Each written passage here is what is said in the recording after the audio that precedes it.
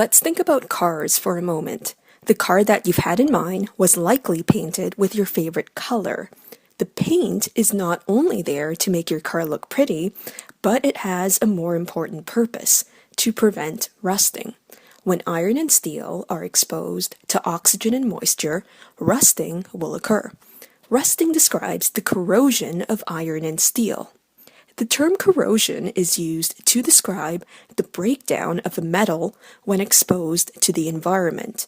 When we say a metal corrodes, we mean that it has reacted with water and oxygen from the environment to form their respective oxides.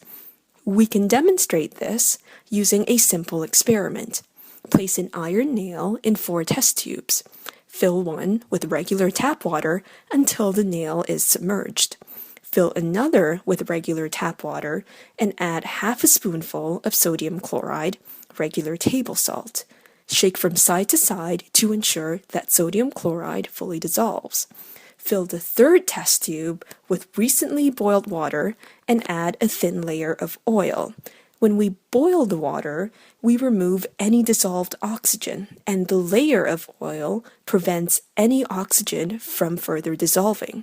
In the last test tube, add a spoonful of calcium chloride. Calcium chloride removes moisture or water.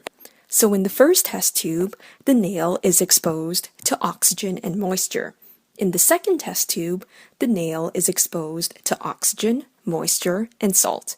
So in the 3rd test tube, the nail is only exposed to water. In the 4th test tube, the nail is exposed only to oxygen. Stopper all 4 test tubes with a rubber bung and let stand for a couple of days. You will find that the nails in the 1st and 2nd test tubes have rusted. In particular, the nail in the 2nd test tube has rusted more than the nail in the 1st test tube, and the rust has likely flaked off. You may see a reddish-brown precipitate at the bottom of these tubes. The nails in the 3rd and 4th test tubes have not rusted. So what has happened here? The iron has undergone an oxidation reaction, forming hydrated iron trioxide or rust.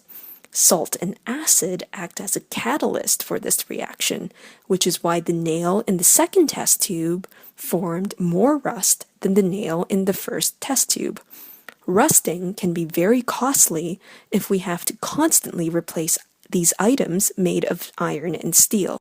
Rust can be prevented if we paint the areas exposed to oxygen and moisture.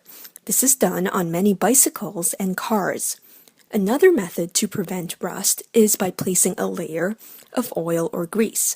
This is done on many bicycle chains. It helps lubricate the moving parts, which reduces friction and slows down the rusting process. Another way to prevent rusting is a sacrificial protection method called galvanizing. Have a look at this reactivity table.